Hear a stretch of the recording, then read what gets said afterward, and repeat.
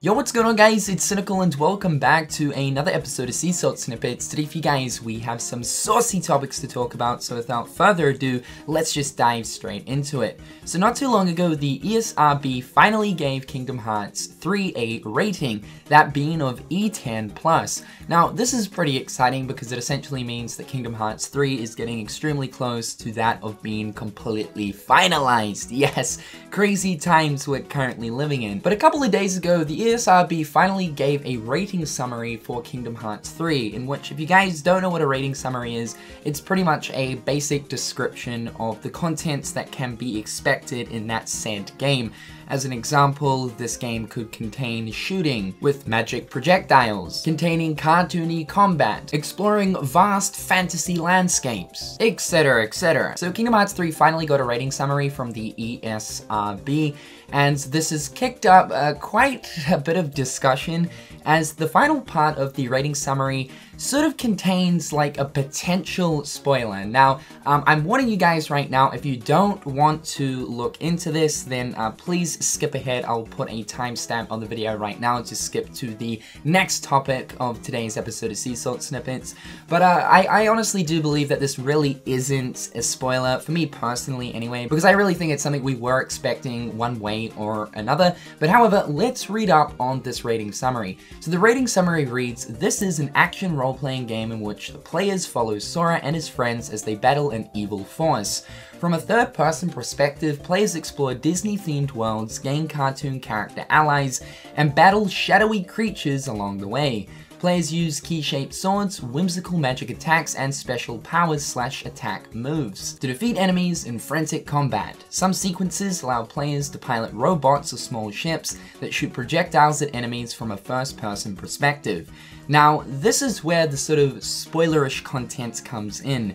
A handful of cutscenes depict off-screen stabbing/impaling of protagonist characters. So, whoa, that's some pretty thick and juicy and moist stuff right there. Okay, so wait, what? Stabbing/impaling of protagonist characters. So the reason why a lot of people are considering that this could be a potential spoiler of sorts is more so leaning towards the fact of one of, you know, the good guys being a protagonist being sort of killed off in a sense. Now, this might not necessarily sort of point towards one of the main guys in the sense of, you know, Sora, Kairi, Lee, Ventus, Aqua, etc, etc. This could in fact refer to that of the Pirates of the Caribbean world, as of course we know that contains a lot of swords and sword fighting action. And because of the fact that this Pirates of the Caribbean world is of course based off of The World's End, and within the movie of The World's End, there is actually quite a lot of stabbing that does go on. Perhaps maybe a few of the stabbing scenes will actually be included within the Pirates of the Caribbean world for Kingdom Hearts 3. Now, keeping in mind that the Pirates of the Caribbean movies have a mature rating for them, and as we saw in Kingdom Hearts 2, a lot of the Pirates of the Caribbean stuff actually ended up getting censored. I think it is totally possible though that this could refer to that of the Pirates of the Caribbean world, but that being said, that doesn't mean that this is not referring to something pretty tragic happening towards the ends of the game itself, in the sense of one of the main Kingdom Hearts characters actually being killed off in a set certain way, or more so specifically being stabbed. As we saw in the TGS trailer back in September, there is actually a scene where Aqua is lying on the ground in the Land of Departure, with Vanitas standing over her, about to, well, stab her in a sort of certain way. So again, this description could refer to that, although I'm sure that there's probably going to be many different tragic moments in Kingdom Hearts 3, where some sort of form of stabbing could go on with the Keyblade. Also, we do know that we're searching for the Keyblade of Heart as well. Sora obviously uses this Keyblade in order to release his heart, and the method in which he had to use in order to release his heart using the Keyblade of Heart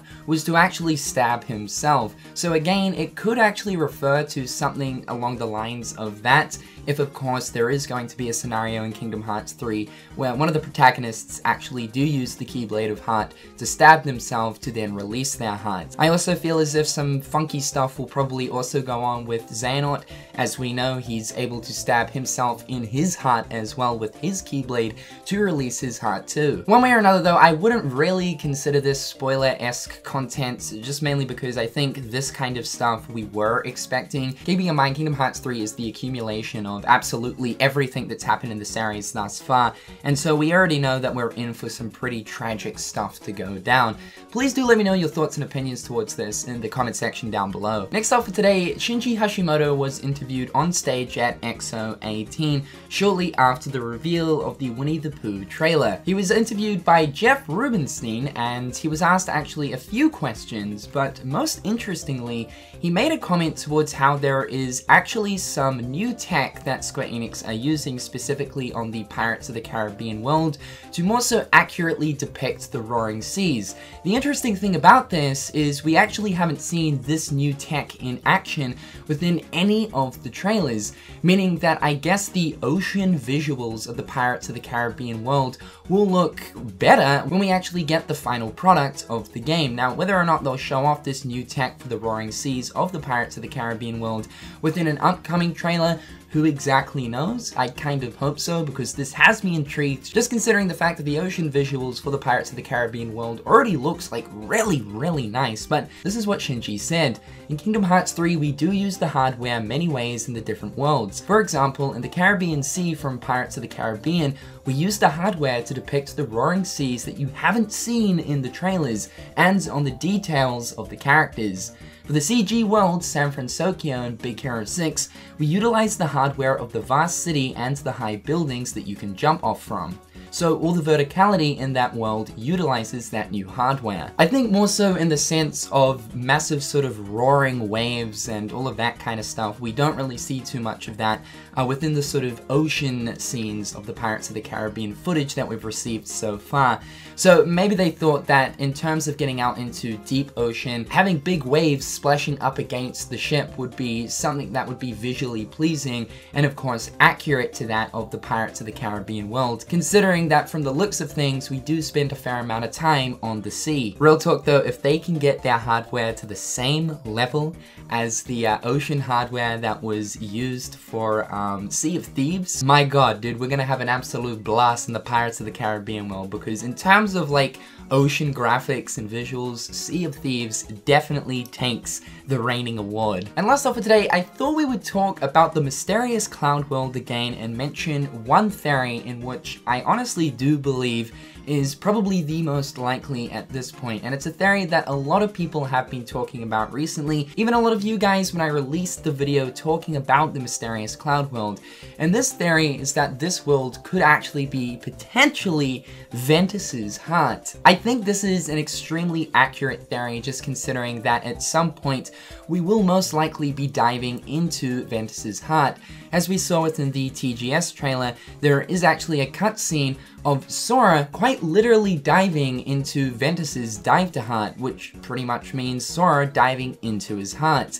The other connection piece here is the Cherith for sure. We do know that Ventus is from the age of Kingdom Hearts Key, meaning that because he was from this time age, he did have a Cherith that would follow him around. I think it ultimately does make sense that the Cherith that we do see in this cutscene that Sora's talking to could actually very well be Ventus's Cherith. The thing that gets me confused though is, if this is Ventus's heart, this world space, why exactly would the Cherith be inside of his heart? I'm sure Tetsuya Nomura's probably got some sort of funky explanation for the whole thing, but yeah, I honestly do feel as if at this point, this world is most likely the physical location of Ventus's heart. We will need to save Ventus in some sort of shape or form, and the only person that can really do that is Sora, due to having a very small piece of Ventus's heart residing within his own. It does sort of make sense that Sora would dive within inside of Ventus's heart to give back the small piece of Ventus's heart that resides within Sora's. The other alternative method here is to use the Keyblade of Heart to return that small piece of Ventus that resides within inside of Sora, but perhaps maybe they're actually having to use a more sort of complex means. One way or another though, I think that this theory is very, very accurate towards this world space, but of course,